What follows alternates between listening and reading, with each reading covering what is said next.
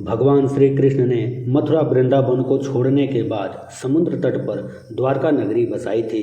यही द्वारका जो आज गुजरात की शान है। कई खोजों के दौरान समुद्र में एक नगर डूबा हुआ मिला। दरअसल समुद्र में समाई यही नगरी द्वापर युग में भगवान श्री कृष्ण द्वारा बसाई गई द्वारका नगरी है, जो कौरवों की माता गांधारी और ऋषियों द्वारा दिए गए श्राप के कारण तहस नहस हो गई। अब हमारे मन में सवाल यह उठता है कि आखिर जो नगरी खुद भगवान श्री कृष्ण द्वारा बसाई गई हो, उसे भला कौन तहस नहस कर सकता है। लेकिन ऐसा नहीं है। चलिए जानते हैं पूरी घटना क्या हुई थी। महाभारत के युद्ध में पांडव विजयी हुए। श्री कृष्ण ने युधिष्ठिर को राजगद्दी पर बिठाया और राज्य से जुड़े नियम कानून उन्हें समझाकर वे कौरवों की माता गांधारी से मिलने पहुंचे।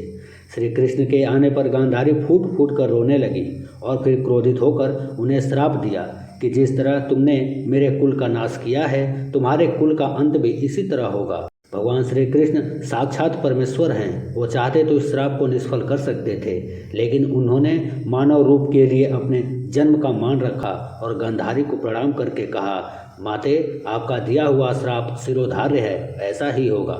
भगवान श्री कृष्ण के पुत्र सांब अपने मित्रों के साथ हंसी ठिठोली कर रहे थे। उसी समय महर्षि विश्वामित्र और अन्य ऋषियों ने द्वारका में प्रवेश किया। जब सांब के नवयुवक मित्रों की दृष्टि इन महान ऋषियों पर पड़ी तो वे इन पुण्य आत्माओं का अपमान कर बैठे।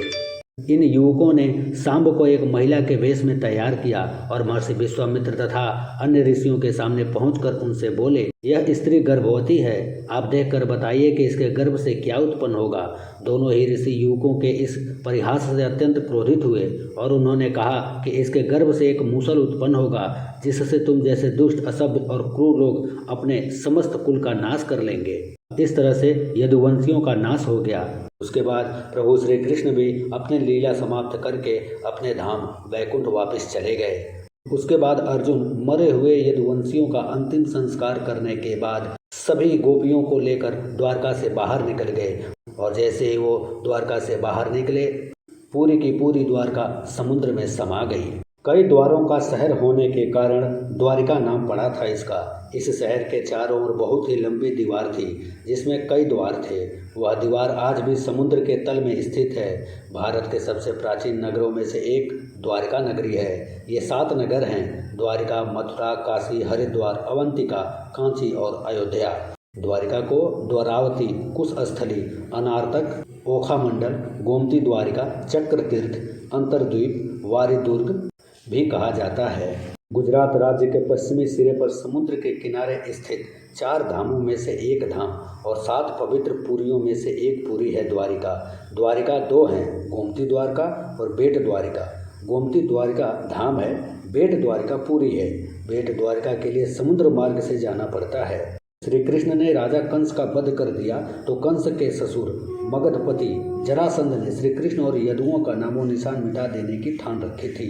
वह मथुरा और यादवों का बारंबार आक्रमण करता था। उसके कई मल्लज और यवनी मित्र राजा थे।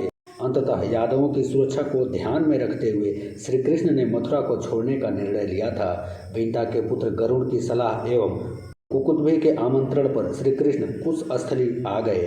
वर्तमान द्वारिका नगर कुशस्थली के रूप में पहले से ही विद्यमान थी। श्री कृष्ण ने इसी उजाड़ हो चुकी नगरी को पुनः बसाया था। श्री कृष्ण अपने 18 नए कुल बंधुओं के साथ द्वारिका आ गए थे।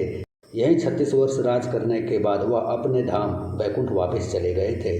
द्वारका के समुद्र में डूब जाने और यादव कुलों के नष्ट हो जाने के बाद श्री कृष्ण के प्रपौत्र वज्र अथवा वज्रनाभ द्वारका के यदुवंश के अंतिम शासक बने थे, जो यदुओं की आपसी लड़ाई में जीवित बच गए थे। द्वारका के इन समुद्री अवशेषों को सबसे पहले भारतीय वायुसेना के पायलटों ने समुद्र के ऊपर से उड़ान भरते हुए नोटिस किया था और उसके बाद सन 1970 के जामनगर के गजेटियर में इसका उल्लेख किया गया है।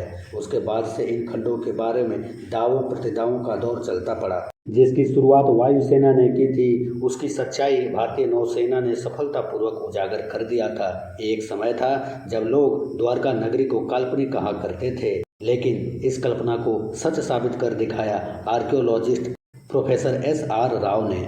प्रोफेसर राव ने मैसूर विश्वविद्यालय से पढ़ाई करने के बाद बड़ौदा में राज्य पुरातत्व विभाग ज्वाइन कर लिया था। उसके बाद भारतीय पुरातत्व विभाग में काम किया।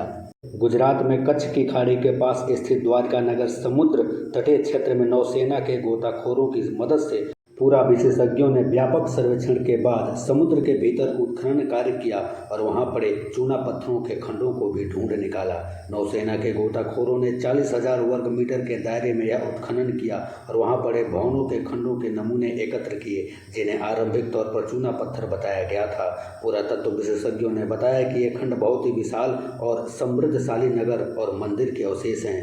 भारतीय पुरातत्व सर्वेक्षण के निदेशक AK सिन्हा के अनुसार द्वारका में समुद्र के भीतर ही नहीं बल्कि जमीन पर भी खुदाई की गई थी और 10 मीटर गहराई तक किए गए इस उत्खनन में सिक्के और कई कलाकृतियां भी प्राप्त हुई थी। द्वारका इतना भव्य, विशाल और सुंदर था कि इसको मात्र देखने के लिए बड़े बड़े ऋषि, राजा और देवता तक भी आते थे। द्वारका 12 योजन लंबे और 9 योजन चौड़े विस्तार में फैला हुआ था तथा इसे कुबेर द्वारा निर्मित बताया गया है और इसका वैभव और सौंदर्य के कारण इसकी तुलना अलका से की गई है। आज वर्तमान में गुजरात के पास समुद्र में 70 फीट नीचे वह द्वारिका प्राप्त हुई है। इसके सर्वेक्षण के लिए देश के ही नहीं बल्कि विदेशों के वैज्ञानिकों तक को भी बुलाया गया था। वो सब भी देखकर हैरान रह गए, आश्चर्यचकित रह गए इस भव्य भवन द्वारिका को।